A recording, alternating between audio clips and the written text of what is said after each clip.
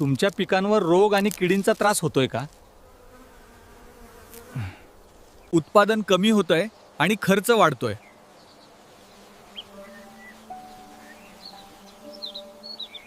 मग वापरा है बायोमिक्स, एक प्रभावी जैविक उपाय.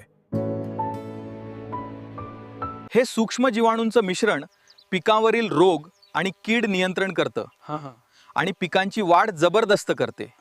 फक्त 100 ग्रॅम 10 लिटर पाण्यात मिसळून फवारणी करा किंवा 200 ग्रॅम पाण्यातून आळवणी करा. सोयाबीन, कापूस, ऊस, केळी आणि भाजीपाल्यासाठी उपयुक्त. रसायनं कमी वापरा आणि उत्पादन वाढवा.